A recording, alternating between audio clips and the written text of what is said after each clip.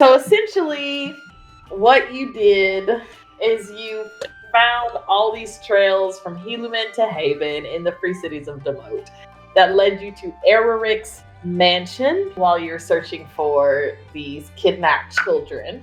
And he has been, like, you saw, like, the sacrificial circles and all this stuff for the other. And you find some extra children, and you pretty much put two and two together that, like, he has been kidnapping these children. You found him, and just as you're about to strike the finishing blow, you were interrupted by representatives and some governors of Demote, and you told them what happened, what you discovered, and they took Ereric and they said they were going to take him to Runner's End, where he will live the rest of his days in prison. And then you requested that you take Marcus back to his mom. And when you take Marcus back to his mom, you don't get an answer when you knock on her door. And then when you finally just push open the door, you see Gilda, the mom, hanging from a rope by the banister in her house. Yeah, she Sayori'd herself. Well, no, she got Epsteined. So you are staring at the hanged body of Gilda, Marcus's mom. He sees his mother dead and he screams, falling to his knees as he begins crying. What do you do? That's tough. Do we just shove him back in the bag?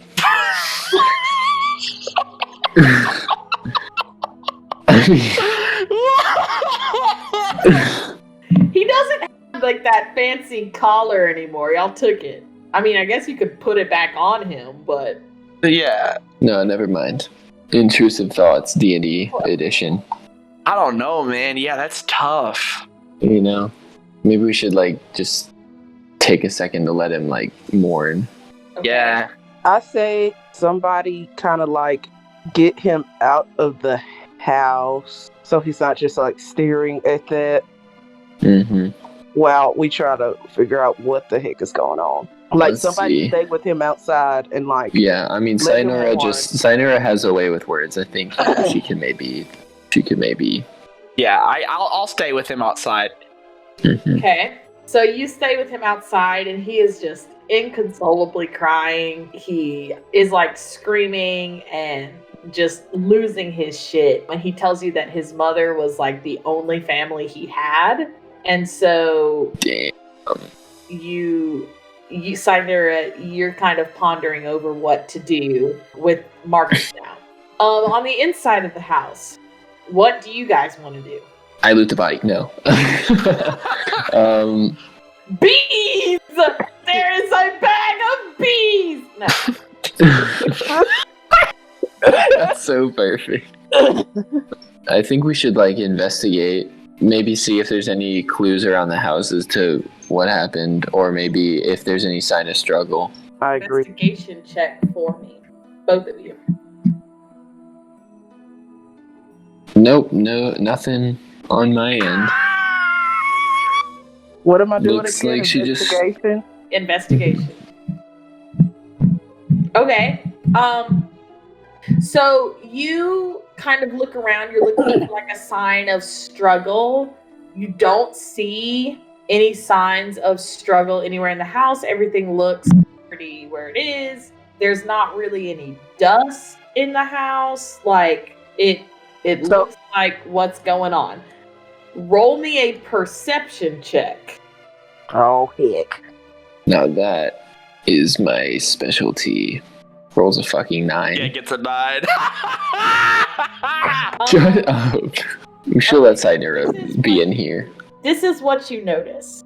It takes you a while to kind of realize it, but you realize that there is a stench of decay. And it doesn't quite hit you at first. It takes a while for you to realize it. The house looks cleaned. Yes. There's not dust anywhere. But the body has started to decay. So that means it's been a while, but that this place was cleaned up maybe more recently than... Yeah, that means that if the body is smelling like it's been like at least a couple of days, but the house is like practically spotless, then I feel like that's just It's a little enough sus. to believe that. It's a little sussy. Yeah. Now, you said earlier that you were investigating to see if there was a sign of struggle. Were you investigating specifically the body? Yeah, I mean, I think at this point, we probably would try to take the body down and, like, look for any, like, bruising or stuff. Roll me another investigation check. Can it be a medicine check, please?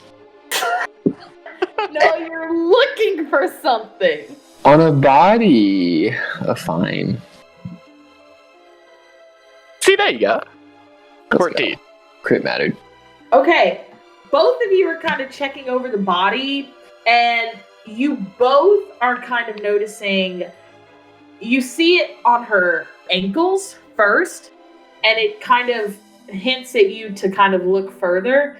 You find like a massive bruise on her back and the back of her legs and on her butt.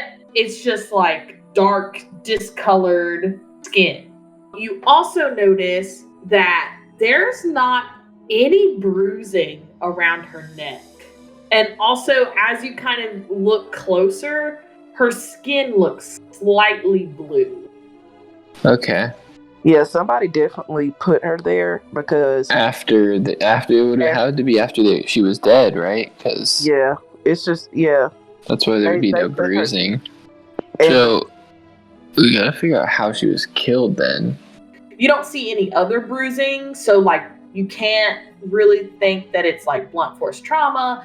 You don't see any like gashes or wounds on her body, so like there wasn't any cutting of anything like a vein or something. Her body is stiff, but you can tell that like there's not any bones broken. And Miranda, I'm going to say that with your higher check, you're the one that kind of figures out the minutia of all that. But yeah, so you can kind of rule out a couple of things. And we at least know that she didn't hang herself, so we can at least assume that she was either murdered or that she like poisoned herself somehow, and then someone else came in and then strung her up for some reason. But that's kind of far-fetched. So I think it's pretty safe to say she was murdered. While We've got a you are- motive. We need a while you are method. Kind of deliberating. Marcus, outside with you, Synura, starts demanding that he go inside the house, and he says he wants to see his mother one last time, and he is trying to kind of force his way into the house. Michelle. I mean, yeah, I think, Michelle, yeah, I mean, I can, like, hold his hand and, like, lead him in there. I think that it's good to, like, you know, say goodbye. So, that's what I'll do. Okay. He falls over her corpse and starts hugging her, which then a really gross thing starts happening. This red foam starts dripping from her mouth as he's like hugging her, and he's like crying, and he's like, I didn't get to say goodbye. I didn't get to say goodbye, and now she's gone. And he is just inconsolable. I guess I'll, like, pick him up and kind of, like, embrace him and, like, carry him back outside and kind of just hold him. You know, just let him cry it out. You're gonna have to make a strength contest with this 6-year-old. What are you talking? Dude, there is No. Look, I mean, there's always a low probability of you being murdered by a child, but it is never 0. Thanks, that makes my whole job as a teacher. It's so less anxiety inducing. So yeah, you lead him back outside, and you guys kind of get the idea that like his mom is dead, and you guys are going to have to figure out what to do with him. I think he's a princess now. I think. How old is Marcus? He's like 10. I mean, Okay. like, that's anime pro tag. Yeah, he actually could like. Yeah, If it you was actually like- should have rolled a strength contest with him. If it was like 8 or like 7, like no. But like, I mean, in anime universe, like that's you can go on a whole adventure at 10 years old. Yeah. In Pokemon universe, maybe. What are you talking about, bro? I've watched anime In Smash Bros. Universe. That's a joke for the viewers. Yeah. I think we can figure it out. I think we need to acquiesce like the motive of murder first. I'm still outside consoling him though, so. I mean, let's talk real talk. Okay. This is not 2021. You can't just conduct an autopsy on the body. Right. Like, I don't know if there's much else we can do right now. Unless we had, like, detect poison or whatever that ability is. That spell would be really helpful in situations like these. However... Oh, he's poisoned. Or she's poisoned. I knew it. Stop metagaming, bruh. Fucking metagame. I'm just saying, if you find a corpse and you want to figure out what happened to it, that is one way to... I accidentally clicked that. I'm sorry. Oh, that might be a good thing to do, though. Maybe see if... Do you want to cast Detect Magic? Yeah, I can cast Detect Magic. Yeah. See if, she was killed by magic. It's a first level spell? Yes, it's a first level spell. I have it prepared. Okay. Alright, you cast Detect Magic, and you see like a faint fog of like yellowish orangish evocation magic kind of just sprinkled all over her body. Oh, okay. So she was What'd that mean? killed with magic. Well, what is School of Evocation again? I know what transmutation is. That's about it. Powerful element effects as Elements. searing flame, rolling thunder, crackling lightning, burning acid. Okay. Mm-hmm. Oh, okay. Got it. So was killed by an elemental spell. Right, likely an Magic. elemental thing. You just know that there's elemental magic dusted around her body. That's all you can tell. So if you can draw your own conclusions from that, but Yes. okay. I'm drawing the conclusion that Drawing that conclusion. magic. I'm drawing that conclusion. Okay. All right. So now, what are you going to do with Marcus? What are we gonna do with Marcus? Where's Moist Critical? Can we give him to Moist Critical? I was gonna say, where's the orphanage at? Okay. Drop his ass off. Where's the orphanage at?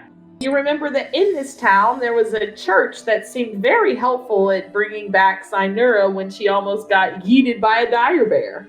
I guess we can bring him to the church. Unless we want him to join us on our adventure. That's what I'm saying. I mean, have some character development. Make her do another character voice all the time. I'm just gonna say this is not DMPC time. No, hold on. And this is me thinking this is canonical because, Synura is very, utilitarian. Pragmatic, yeah. What is a 10-year-old gonna do for, how good is he gonna be able to fight? I feel like he's gonna be stealthy or some shit. Ooh, he's gonna be... crawl in that little hole and, find some shit or whatever. Okay. We send him into dungeons and he might get, clapped or some shit, but it's okay. He's a fucking canary? Yeah, we just run down this hallway, and then, we, see arrows flying all past him and shit. What do you think? Well, I'm over here trying really hard to not be, coughing and, out of breath. I'm sorry. I get what you guys are saying, let's make him, be stealthy and, all this stuff. But, if he don't do well, we have to bust our tails to make sure he doesn't die, too. It's true, yeah. So I could feed him just a single good berry a day. Oh no. So I was gonna say, so you're gonna give up your rations, is what you're saying. Well, all I have to do is cast good berry. Yeah. I just have to use a whole spell slot. Well, I mean, you would use it anyway, because... But I mean... No, you're right. I think it would be cool.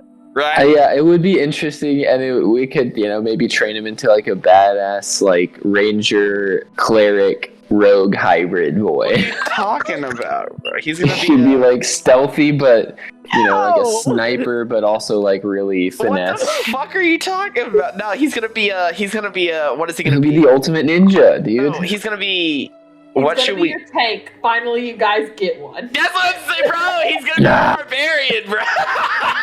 He's gonna be our. Oh, No, he's gonna oh be my our. god. Oh my god, he's fantasy Aaron Yeager. Wait a minute! Holy shit, he's fantasy Aaron Yeager. Yo, we gotta keep him on our team, bro. No, that's not how it works. Yes, it is. Make him a druid so he can like transform into titans, bro. Yeah, the ranger. We're the scout corps or whatever they call them, survey corps. Okay, let's all take a deep breath. I say yes. I say yes. And okay, so we have one vote for keeping him in the party. I'll let Deja vote next because I feel Fantasy Aaron Yeager. I mean, like that. No talk. Deliberation. I need a final answer from everybody. I just don't think it's a good idea. I say Okay. No, that's fine. Okay. That's fine. And my vote is to ask what he thinks because he's 10 years old. I think he can make this decision. You're gonna let fantasy Aaron Yeager. yes. Yes, I'm gonna say. We're gonna say something like, Okay, "Look, so hold on, pause. So, okay, if you really want to ask him, then my question to you is, do you tell him that you suspect his mother was murdered? that's tough." I think we need to huddle for that one because I feel like that's like almost making him have to come with us. I don't know if that's fair, but that would also be lying. I feel like we definitely don't need to withhold the truth from him. However, I still don't think it's a good idea for him to join the party and come along. Isaac, are you going to tell him that you suspect his mother is murdered? I would say, be like, we're gonna find out what's, behind your mother's death or whatever. I feel like, I mean, if you want to say that we suspect that she's murdered, I suspect that she's murdered. So that's not lying to him. I also think if we do decide that he's going to come along with us, like, we just need to seriously be like, if you come with us, just know it's going to be dangerous. Yeah, he's gonna have like 6 HP. I think we should just offer him the choice and let him know that we'll do everything in our power to try to keep him safe, but it is going to be dangerous. I don't want him to try to like throw himself in a battle at any point because of his feelings. All right. So here's what we'll say. Here's what I'll say, I guess. All right, Marcus, we need to have a little chat, buddy. Okay. What? Oh my god, I really want to yell at this fucking kid. With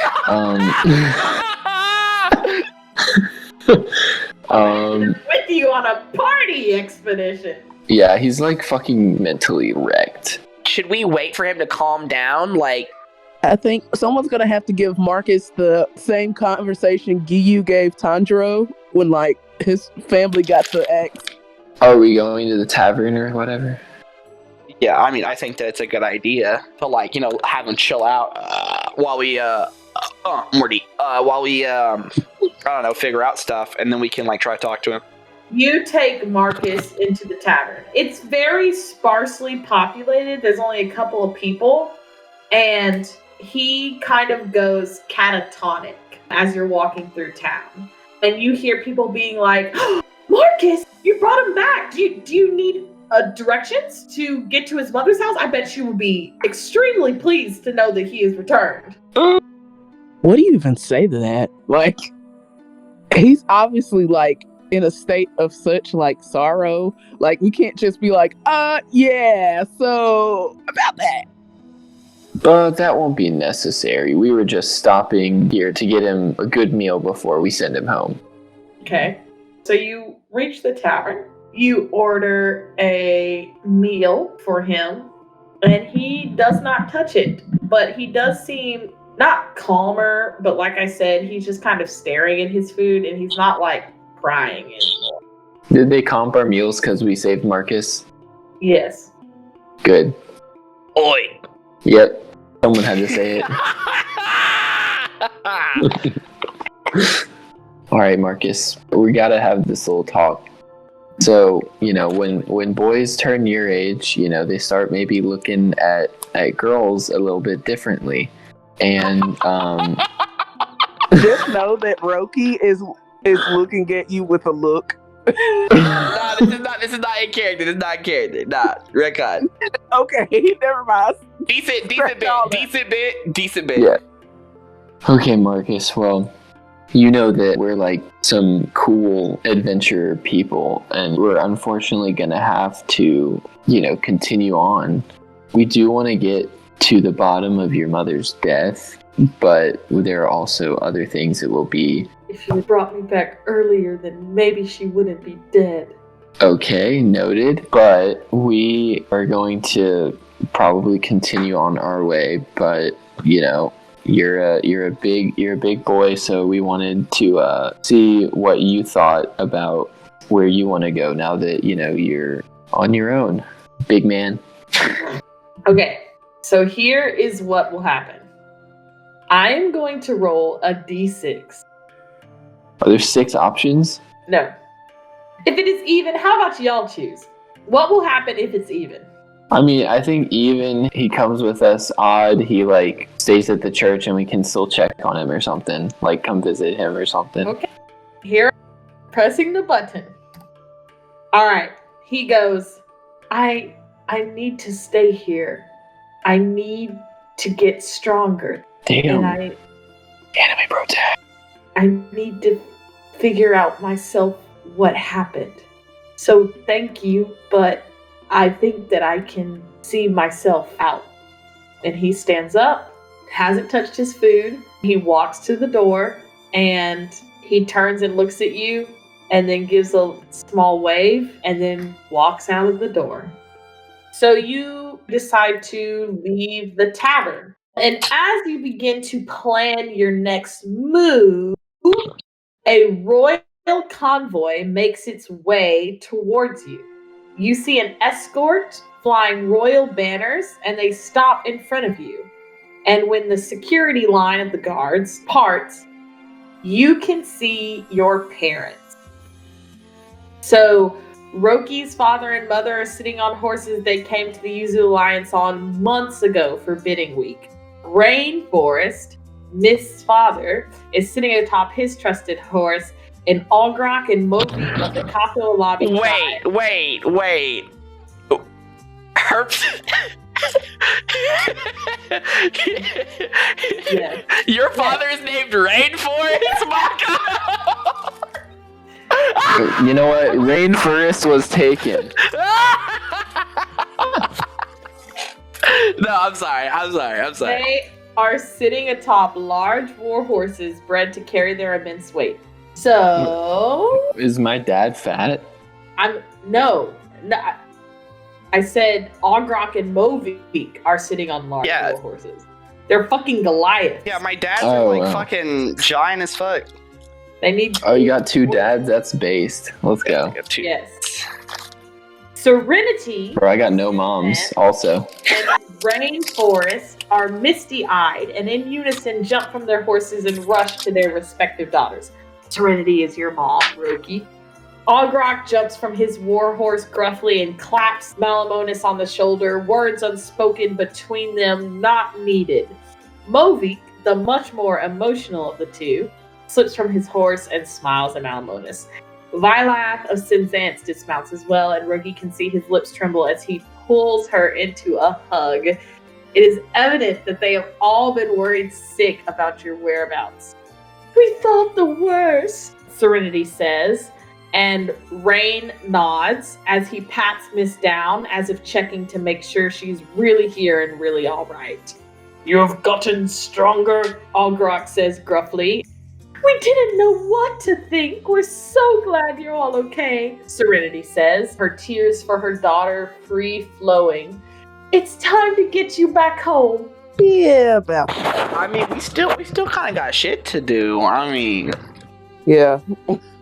To my parents, I'm just kind of like, I'm sorry that I worried you. And as much as I really want to come home, there's some things that we have to take care of. And things won't ever go back to how they need to be if we don't take care of them. You can see a furrow in your mother's brow, as if she is like confused and borderline upset, like angry, that you would suggest anything but going home immediately. And Rainforest kind of steps in and he goes, I know you girls have probably become very close in your journey, but you can still write to each other. This won't be goodbye. And look here, he says, and then he produces 3 stones from one of the pouches hanging at his waist. And he goes, sending stones, this will keep you close. And he hands each one of you a stone.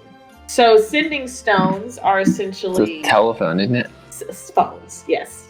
Let's go. They do the spell sending to each other, to each of the stones that are connected in its little... Mm-hmm. Bro, that's crazy. What's its bit rate?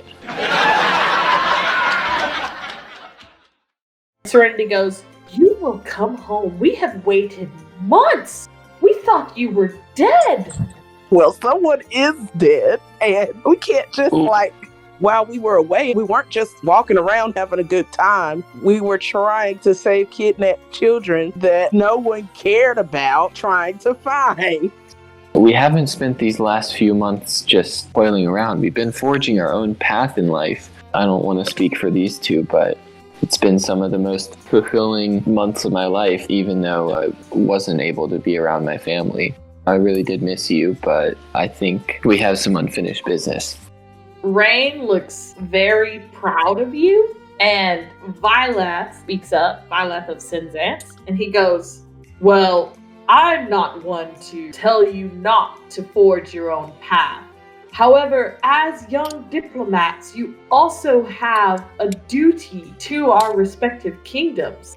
We ask that you at least return with us, set things right, and then we can discuss how we can do the adventuring. Does that sound like a plan? Can I maybe try to read him and see if he's just trying to get us back so they can keep us there? You can tell from his words that he seems pretty sincere, but if you want to roll for it, you can roll for it. Okay, what would that be? An insight check. Let's go. Proficient. Rolls a 5. Oh. 19. He's being sincere. Okay. You know, and you kind of can tell from his voice, but you also know in your diplomatic studies that Violet was once an adventurer himself. Ooh. And obviously, wow. Roki, you know that because that's your dad. Oh, I turned to him and I'm like, well, I think he's sincere in his intent. What do y'all say we take a little break? I shrug. I'm like, I guess it couldn't hurt. So the sending stones, you guys all return to your respective kingdoms. And this next part is going to be very one-on-one. So I'm going to say who I'm working with. And if the other two want to go get a snack or go pee-pee in the potty, you can do those things. So for all of you, the sending stones proved to be more helpful than anticipated. It was a paperless way to send information, which meant you could share secrets and confidential knowledge to each other without worrying about interception. Once you all return home, you mark your calendars for the next time you can meet up. A month from now, at Princess Arahel's 10th birthday party. Your families had all been sent an invitation, but rarely were birthday parties something of grave importance. However, this year you would find any excuse to reconvene. You decide to keep your heads low and find information out yourselves, then share once you came together. So Myst, it takes you longer than you care to admit, but in one of your pouches you find a note not written in your own hand. It carries with it an ominous message. Do not trust the tip of the night's many lights. Night as in night sky. You don't know what to make of this letter at first, so you store it away for future pondering. Your induction into the Ring of Representatives had only happened a short time before bidding week, when the previous representative, Hazy Maze, was killed in a freak wagon accident. So you were still learning about the Yuzu Alliance's more tedious policies. This learning came in the form of classes and various dinners with other representatives to talk about your future responsibilities. You properly meet and greet Samsices, the Dragonborn representative of the Adventurers Guild. He regales you with tales of his time as an adventurer and listens adeptly to your own stories before talking business. The Tabaxi Merchants Guild has always been a financial friend to the Adventurers Guild, helping adventurers prepare for their journeys and getting a percentage of the final profit return. I assume I can trust on our continued partnership going forward. Of course, we have no reason to change that relationship, do we?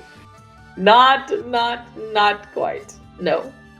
And with that answer, he seems pleased, and you have the rest of your dinner. You meet later Folk Moon, the Tabaxi representative of the Nautical Guild. He is a live tiger tabaxi and is always searching for the next big fish. You heard a gentle warning from your father that you would have to make sure to steer him back on track of talking business, as his enthusiastic personality makes him wander back to his own recent adventures in sailing. He is in the middle of an hour-long explanation of his last voyage, and you know that he will continue indefinitely if you don't stop him, having barely been able to get a word in as is.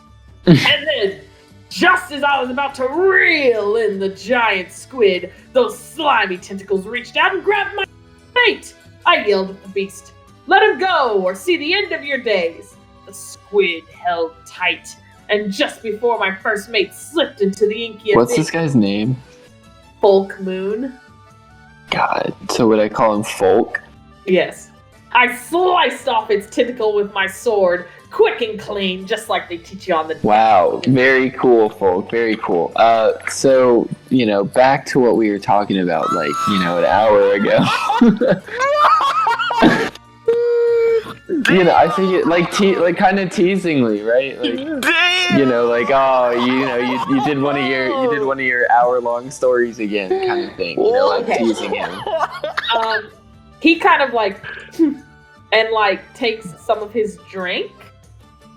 Folk, this is a business meeting. Of course, I'm always down to hear some cool stories from your nautical adventures, especially since I am pretty much a greenhorn when it comes to sailing and stuff like that. But we are here, on business, of course. So let's maybe keep it a little more focused on that. The Tabaxi Merchants Guild has first pick of the Nautical Guild's halls, to be sold in Yuzu or elsewhere. In exchange, we receive funds to help support our voyages. I rather like this arrangement. What says you? I mean, I wouldn't have been here long enough to, see any of, whatever he's talking about, that first pick of, loot and stuff, but it sounds like When he talks about halls, and you know this from, just knowing, he's talking about, the fish. You take the first pick of the fish and the seafood and the coral and the pearls and the everything that could be found in an ocean. You pretty much have first pick on it to sell off to other people. Gotcha. Well, I mean, that sounds pretty decent. Am I gonna find out later that we're getting just absolutely fucked? I don't know. Okay. I'm sure there aren't, exact numbers for this stuff, but, how would renegotiating stuff like that work? So you want to renegotiate the terms? Sure. We might end up where we started. What would you want? I mean, how do you get better than first pick? I don't know. How do you? Yeah, that's fair. See, that's what I was saying. Okay. Just ending up back where we started. Gotcha. Okay. So you're fine with the arrangement? Yeah. Okay. So you say as much. You listen to more of his story as you have hammered out the terms of your agreement, and then you, in relief, are finally able to leave. Later that week, you meet Jetania, the tiefling representative of the Alcatraz Performing Arts. He is as flamboyant as he is eccentric. And is he gay? Please be gay. As you gather, well, if he's gay, that doesn't mean much for you because you're a woman. No, but just cool. As you gather, that's just cool. Dinner, he snickers behind his hand. "It's so good to see a fresh new face as a representative," he says jovially, propping his feet up on the table and leaning back in his chair. Nothing against Hazel. I don't like that. Of course. Rest her soul, but she lacked vision. A vision, I hope, to see in you. Wait, what the fuck? You talk a little about yourself, and Titania seems extremely inspired by your adventures. What do you tell him? What do I tell him? Yeah. I think I tell him the story about how I saved a Goliath from a dire bear. I think that's a pretty cool story. He is just he's got his chin propped on his hand, and he is just rapt attention staring at you. He goes, and then what happened? He's also from Yuzu. Maybe I tell him about the city of Haven or something, you know, like somewhere I've been. Mm-hmm. Just kind of describe how interesting the city is. And what were you in Haven for? Just, you know, on a little diplomatic excursion, just to visit some of the local nobles. He sees through that lie, and he goes, oh, you can spill the deeds. What were you really there for? Okay, fine. I was on vacation. Oh, deception check for me! Is that good enough? Well, let's see what his insight check is gonna be. No.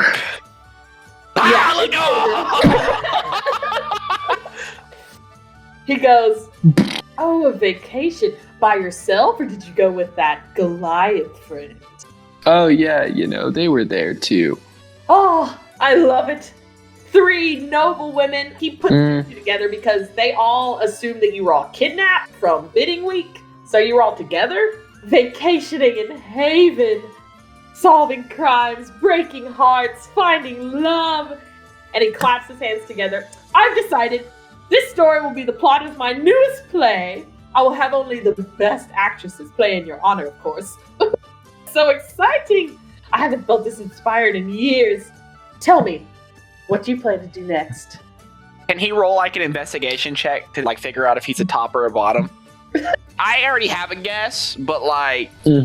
What kind of vibe? Can I roll a vibe check? They're gonna roll a vibe check? Roll? Oh my god. Roll a fucking insight check. Oh my Hold god. on, wait. Is this anywhere in the LGBTQ spectrum? Yeah. Probably. Bisexually curious individual. Yeah, bi-curious expedition. Gaydar. What's that? Roll Gaydar? advantage with the Gaydar. Let's go. Yeah, you gotta roll the advantage with the Gaydar, bro.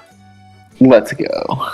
Yeah, okay, so at first he kind of reads as this kind of eccentric, flamboyant little bottom boy, but you can kind of see, like, in the way that he's, like, kind of aggressive. Oh, that, like, shit! He talks! from the top. He talks! Oh, shit! Okay! Like, Let's he go. has a vision, he has an idea, and he's gonna fucking go for it. Okay! Let's go. And nothing's gonna fucking stop him. That's the type of energy, that's the vibe. That's the energy. Okay, vibe check. Okay. They need to add something below survival on the skills, like for vibe check. Vibe. Vibe. Anyway. So he just asked you, what do you plan to do next? Well, for the time being, you know, I plan to get into the real muck of my duties as a representative of the Tabaxi Merchants Guild, of course. I know. Tell me about it. What do you really plan to do next? What do you want to do next? Oh, believe me, I'm definitely looking forward to my next vacation, I'll tell you that. Well, maybe between your vacation, you could fit in some funding for a performance arts college.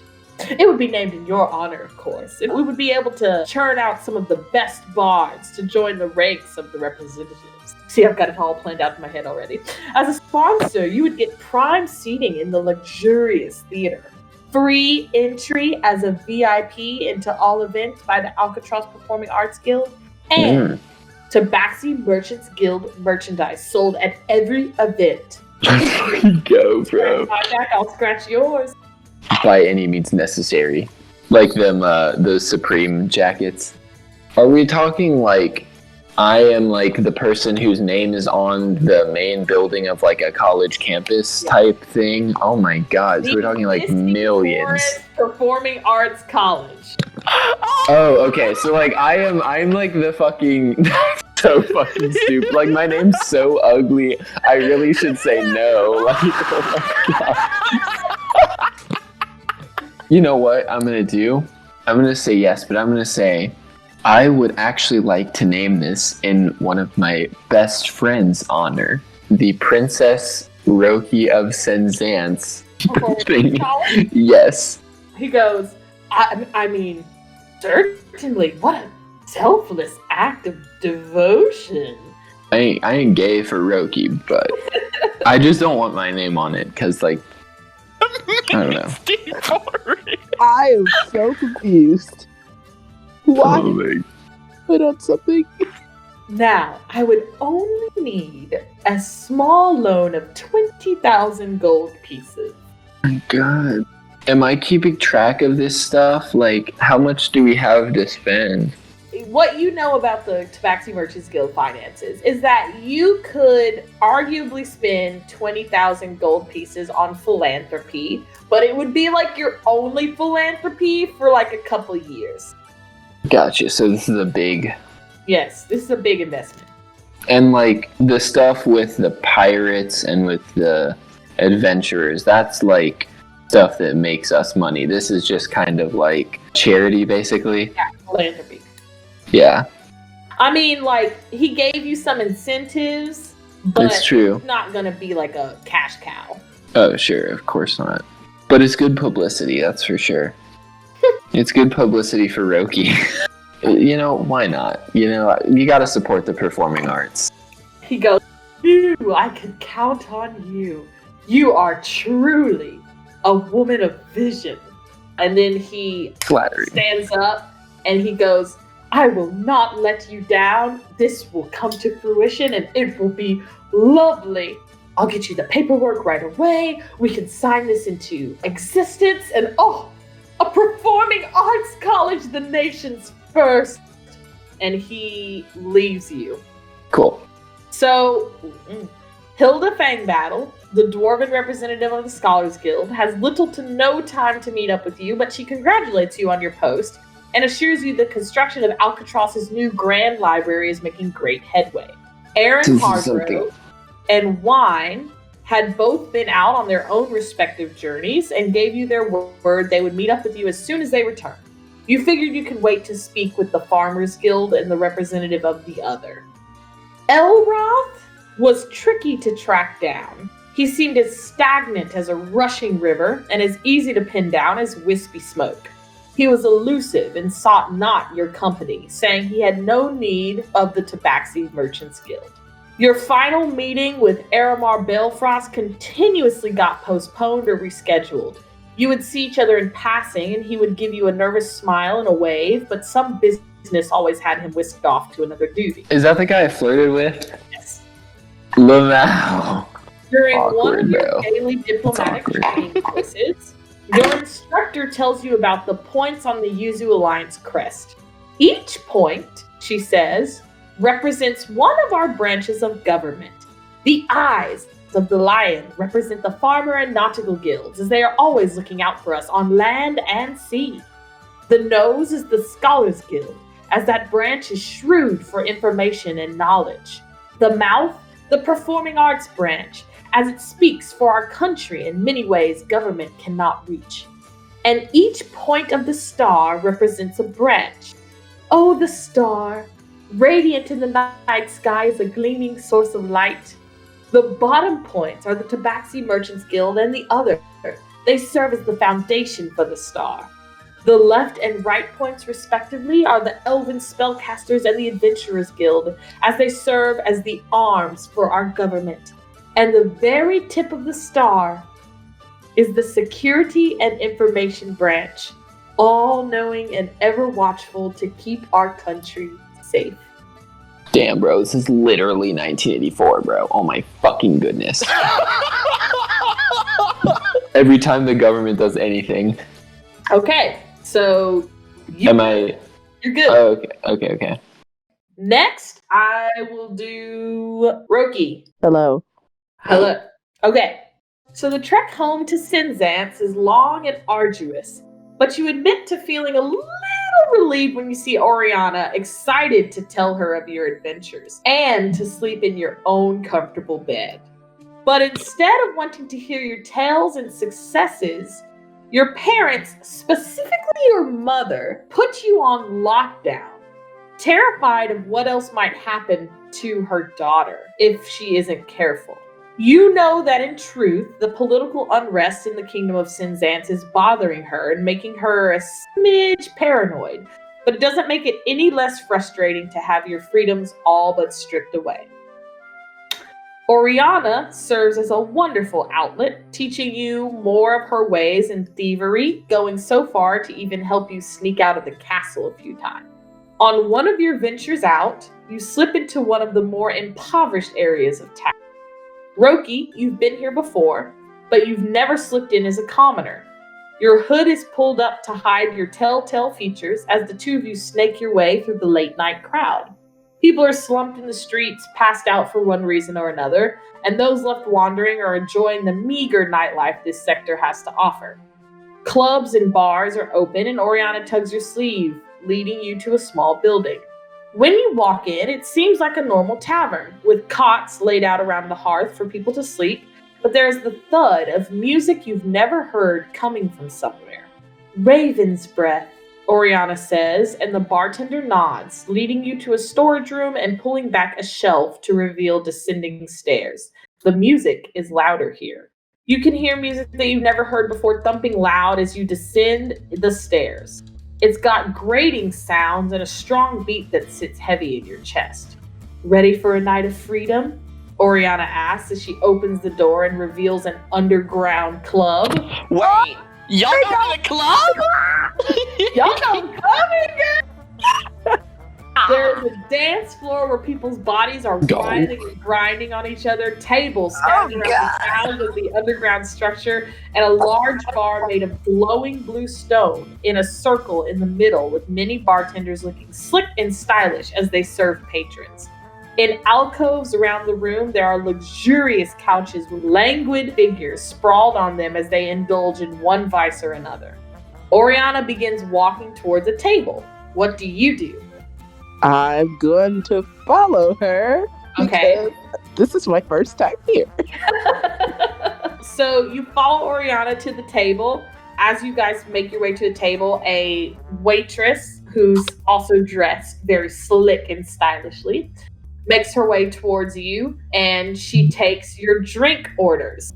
Orianna asks for a shot of vodka. What do you want? 2 shots of vodka. I'll just do the same thing. Okay.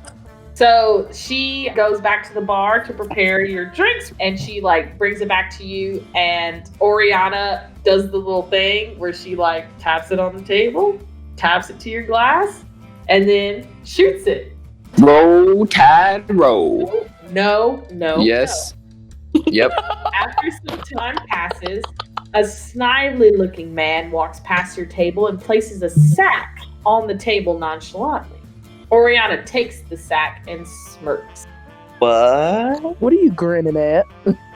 She opens the sack and you can see this glowing white, it looks like ginger, glowing white root.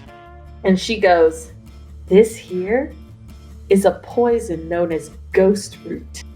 It kills people and barely leaves a trace." Oh, I thought they was about to pop a molly. I did too. I was like, what is going on? Yeah, oh my And before you can really ask any more questions, you feel someone kind of stumble into you.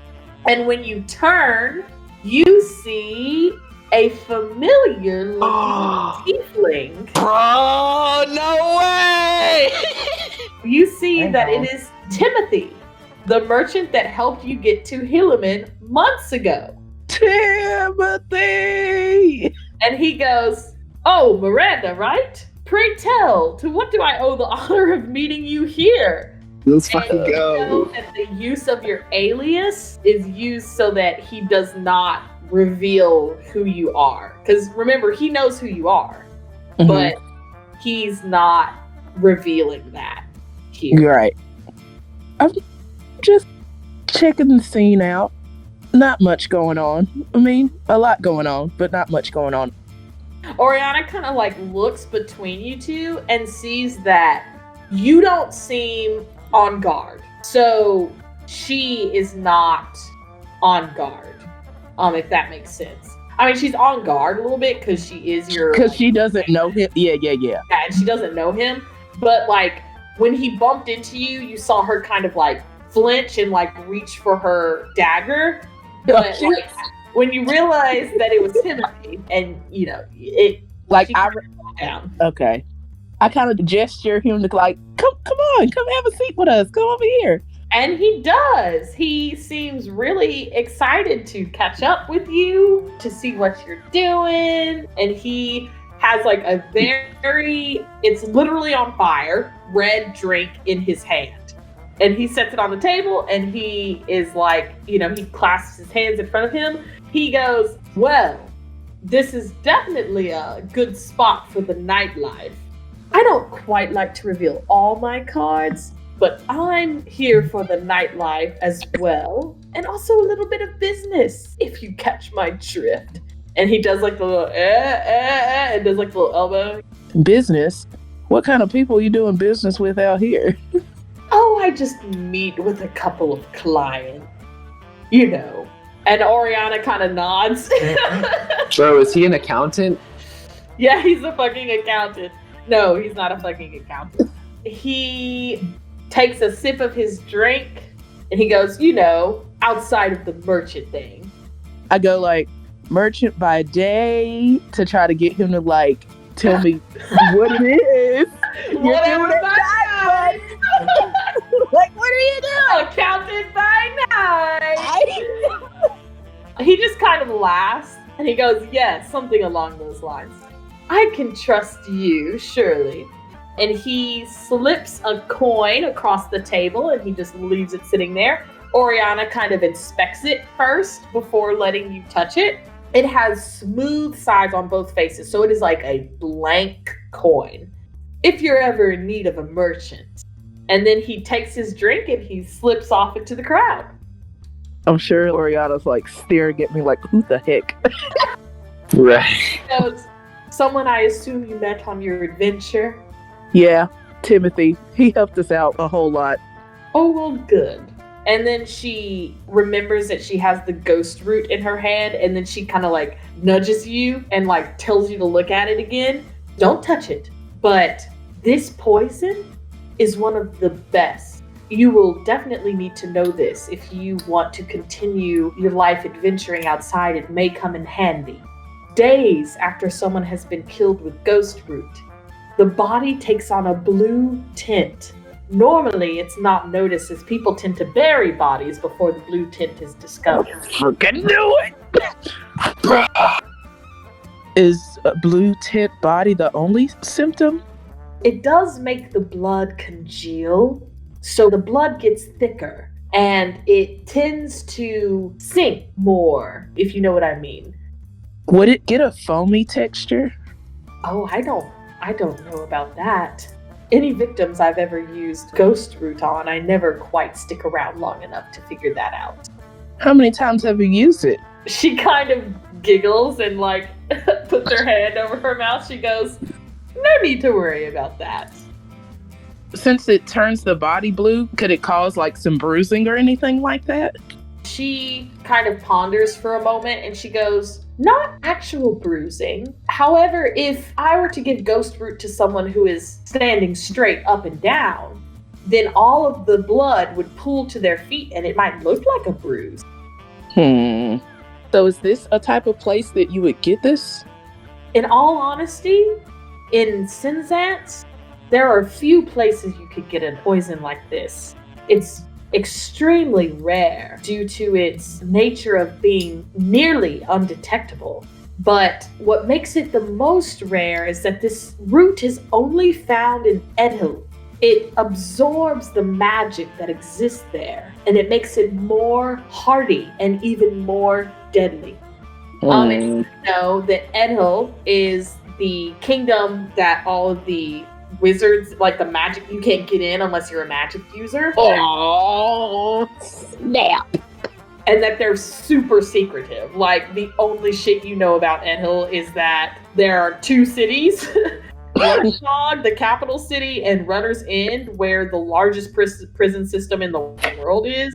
you only really know about Grandmaster Alaras, who is like the king of Edel, but you don't know anything about his family. He never attends public functions, and the only time that people of Edel really come out is to like essentially like show off the latest magical and technological advances they've made every couple of years, to essentially be like, fuck you, to the rest of the world, and then like go back to Edel and be like secretive, seclusive people. Wow. So you don't know shit about Edel. But this root comes from there. Well, just keep that away from anybody important. She goes, oh, absolutely. And the rest of your night is spent in revelry, and nothing else really of note occurs. So now it's Mallomonas. Your time has been spent training and getting stronger. Remember, nothing is ever given to someone. You have to earn it in the Goliath culture. Through your studious nature, you've learned how to broker arrangements with other kingdoms. However, you rarely see other people outside your tribe, and while it's great to be home, it's nothing compared to real battle experience. Today, you travel to a desolate part of the Spine, the mountains where you make your home. Movik and Ogrok have told you that it is time you tame a beast. It is customary in your village to at least attempt this feat, and those that don't succeed can get partner animals from Movik. Some people battle alongside their animal companions, but others just use them for companionship. And you feel that this is your father Ogrok's attempt at bonding and metaphorically cheering you up from separating with your party. Oathbringer, it is now time for you to tame the wild, Ogrok says gruffly. The wind whips your face. You will also need this, your father says, and hands you a carved wooden amulet. You know from seeing it on others in your village that it gives you a glimpse into another animal's soul, allowing a deeper bond. The magic embedded within it is druidic in origin, but is watered down enough for even non-magic users to use it. What animal are you going to track? What? He gave me a Pokeball? Let's fucking go. I'm 10 years old, I get to choose my starter Pokemon! I gotta go to Professor Oak, let's fucking go! Okay, so like thinking about like what animals would like live in the mountains, right? Mm-hmm. Black bears are CR 0.5. And they look cool. That's what I'm saying. So you want to try a black bear? Yeah, why not? Okay, so you gotta track it first, so you gotta do a survival check for me. Yes. You find tracks in the snow, and you confirm with Movik that they are black bear tracks. So you come to this den where a black bear has made its home. What you gonna do? Pikachu, we gotta capture it in a Pokeball! Professor Oak needs your help. That's what I'm saying. Grab one of them Pokeballs. Show your dominance over this animal. Okay. Can I like beat it up? Like what are we doing? Is that an option? Beat it up, wear on that sorry face. If you want to try to like physically show dominance, that's what I'm saying. I can like wrestle it or something. Grapple it, let's fucking go. Okay. When you're a grappler. ask yourself or do whatever. Yeah, I'm going to, so is this a skill check? If it's like an athletics check, then yeah, I'll get the boost, but if it's just straight D20. It's gonna be athletics because you're pushing it. Okay. I'm gonna do that then. I'm gonna get the athletics. I'm gonna go boom. And then I'm gonna go 19. This is gonna roll. It's gonna do best 2 out of 3. Ooh, and it's gonna add 2. So it wins the first round. You try to wrestle this bear and it growls at you and it kind of unnerves you a little bit because the last time you came face to face with a bear did not end prettily for you. And you just like lose your footing for just a second and it kind of like topples you over. We're gonna roll again. He's gonna add 2 to whatever he rolls. Okay, and I'm gonna add a D4. Fuck you, me. Let's go. Oh, he does it. The madman. Let's fucking go. Okay? 16. You win that one.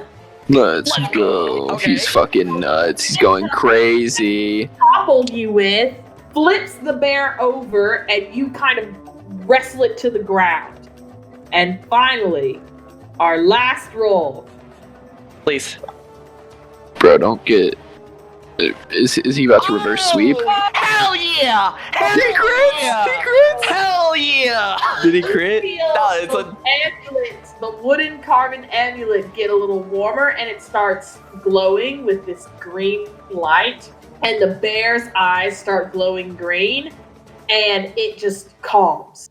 Yeah, I captured it with the Pokeball. You like get up off of it, and it kind of like snorts and like shakes the snow off its fur, and then it like nuzzles your arm.